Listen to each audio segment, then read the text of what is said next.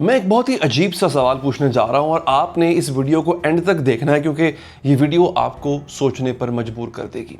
इस ज़मीन पर जितनी भी नस्लें हैं, जितनी भी स्पीशीज़ हैं, जानवर, परिंदे, रेप्टाइल्स, सब के सब इस प्लैनेट के लिए एकदम रेडी पैदा होते हैं। आपने नोट किया होगा, जैसे ही पैदा होते हैं वो सराउंडिंग्स को अडॉप्ट कर लेते हैं। उनको पता होता है, उनकी इंस्टिंक्ट, जैसे कई परिंदे ऐसे हैं जो पैदा होते ही उड़ना शुरू कर देते हैं, कई जानवर ऐसे हैं जो पैदा होते ही चलना शुरू कर देते हैं। इंसान पैदा होता है बिल्कुल हेल्पलेस, लाचार।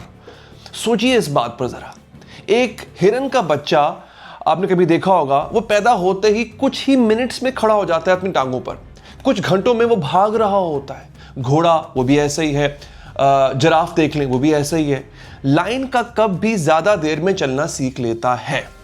अब आप जरा ह्यूमन बॉडी को देखिए, वो पैदा होता है, ना चल सकता है, ना खुद खा सकता है, ना अपना टेम्परेचर, अपनी बॉडी का टेम्परेचर खुद कंट्रोल कर सकता है। इंसान का बच्चा 1 साल तक सिर्फ सरवाइव करता है, वो जीता नहीं है। एवोल्यूशन का रूल क्या होता है? अगर जो लोग एवोल्यूशन को मानते हैं, बहुत से लोग हैं जो नहीं मानते, बहुत से लोग हैं जो मानते हैं। देखिए, नेचर जो है ना, हमारी जो इर्द गिर्द का माहौल है, ये कमजोर को अलाउ ही नहीं करती कि वो सर्वाइव करे। फिर इंसान इतना वीक पैदा क्यों होता है, इतना कमजोर पैदा क्यों होता है?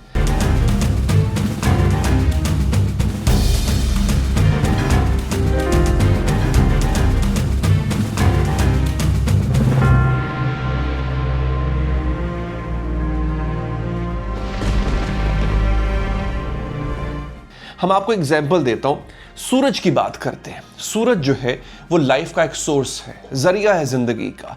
प्लांट्स उस पर थ्राइव करते हैं, यानी जो पेड़ पौधे होते हैं वो उसकी वजह से फलते फूलते हैं। एनिमल्स आपने देखा होगा, वो धूप में लेटे रहते हैं, कई कई घंटे लेटे रहते हैं, उन्हें मसला नहीं होता।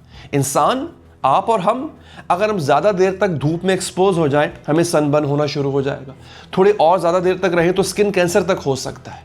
हमें क्या चाहिए होता है? हमें चाहिए होता है कपड़े, हमें चाहिए होता है साया, हमें चाहिए होता है कुछ छत, सनस्क्रीन चाहिए होती। अगर हम वाकई ही, सवाल सबसे बड़ा ये है, अगर हम वाकई ही इस ज़मीन के लिए बने हैं या इस ज़मीन के लिए डिज़ाइन हुए होते तो हम सूरज से लड़ क्यों रहे होते? अब आप ज़रा टेम्परेचर को ही देख लीजिए। पोलर बेयर, ये जो बर्फानी रीछ होता है, वो फ्रीजिंग कोल्ड में बड़ा चिल फिर रहा होता है। कैमल को देख लें, आप ऊंट को देख लें, सहरा के अंदर आराम से चल रहा है, कई कई दिनों तक बगैर पानी के जी रहा है वो। रेप्टाइल्स को देख लेंगे, जो हशरातुल अर्ज होते हैं या जो रेंगने वाले जानवर होते हैं, वो अपनी बॉडी के हीट को खुद रेगुलेट करते हैं। आप मेंढक को देख लें, आप मगरमच्छ को देख लें। और हम, थोड़ी ज़्यादा गर्मी हो जाए हमें हीट स्ट्रोक होता है, थोड़ी ज़्यादा सर्दी हो जाए हमें हाइपोथर्मिया हो जाता है। हम सर्वाइव कैसे करते हैं? हमें जैकेट चाहिए, हमें हीटर चाहिए, हमें एसी चाहिए, हमें घर चाहिए। इंसान बगैर टेक्नोलॉजी के जिंदा रह ही नहीं सकता है।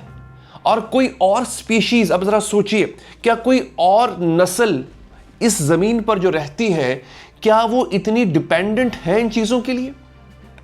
अब एक और अजीब चीज आपको बताता हूं। इंसानों को, हमें बैक पेन के इश्यूज होते हैं, हमें स्पाइनल इश्यूज होते हैं, डिस्क स्लिप का इश्यू होता है। ऐसा क्यों होता है? क्या हमारी स्पाइन परफेक्टली अपराइट वॉकिंग के लिए बनी ही नहीं थी? यह भी एक सवाल है। या फिर मॉडिफाइड लगती है? क्योंकि देखें, जमीन पर ग्रेविटी इतनी ज्यादा है। क्या हम किसी ऐसे प्लेनेट पर रहते थे या किसी ऐसे जहान में रहते थे जहां इतनी ग्रेविटी नहीं थी? हम जब सीधे खड़े होते हैं और बहुत ज्यादा देर तक खड़े रहें तो हमें बैक पेन शुरू हो जाती है, हमें ग्रेविटी कंटिन्यूसली पुल कर रही है। तो क्या हमारी जो स्पाइन है, जो हमारी बैक है, वो इस प्लेनेट के लिए इंजीनियर की गई थी? तो दोस्तों, जहां पर सवाल उठता है कि इंसान क्या वाकई ही इस प्लेनेट का हिस्सा है या हमें कहीं से भेजा गया था, या हमें किसी और जगह के लिए बनाया गया था, मगर हमें एक ऐसी जगह भेज दिया गया जहां मुसलसल हमें सरवाइव करना है, हमें उसके माहौल से लड़ना है। अब हम जरा अर्थ के इन्वायरमेंट पर आते हैं, इस कुर्रा अर्थ के इन्वायरमेंट की बात करते हैं।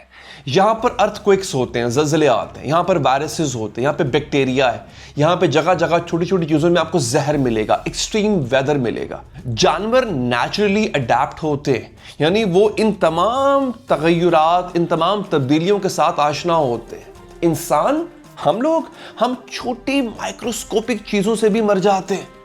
हम नेचर का हिस्सा कम लगते हैं और उसका मुकाबला ज़्यादा कर रहे होते हैं। अब मैं यहाँ पर आपको एक फूड फॉर थॉट देने जा रहा हूं। अब हम यहां एक डेंजरस आइडिया को डिस्कस करते हैं। अगर इंसान इस जमीन से नहीं है बल्कि यहां पर एडजस्ट हुआ है, यहां पर आकर कॉम्प्रोमाइज हुआ है, तो सोचिए एक ऐसी जगह है जो कि कम ग्रेविटी रखती है, वहां पर सनलाइट इतनी हार्श नहीं है, वहां का जो क्लाइमेट है, माहौल है, मौसम है, बड़ा स्टेबल रहता है। तब एग्जैक्टली हमारे जैसी सॉफ्ट स्किन वाले लोग वहां पर पैदा हों, वहां पर रहें, ये सेंस बनती है।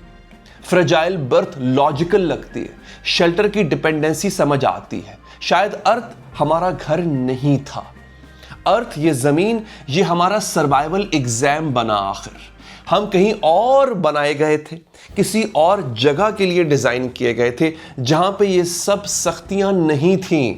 इसीलिए अगर आप नोट करें तो हमारी बॉडी इन सख्तियों से मुकाबला करने के लिए डिपेंडेंट है उन तमाम चीज़ों पर जिनको आज हमने ईजाद किया। जबकि इसके बरअक्स जानवर, पानी में रहने वाले जानवर, परिंदे, चरिंद, ये सब जो हैं ये अपने आप में सर्वाइवल स्किल रखते हैं, हमें क्रिएट करना पड़ता है।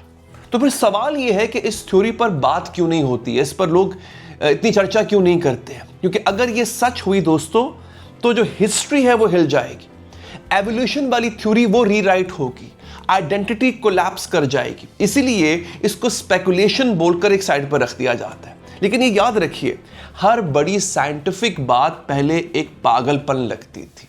बस एक सिंपल सवाल छोड़ के जा रहा हूं कि अगर इंसान परफेक्ट अर्थ प्रोडक्ट है तो हम हर रोज इस अर्थ से लड़ क्यों रहे होते हैं या लड़के क्यों जी रहे होते हैं?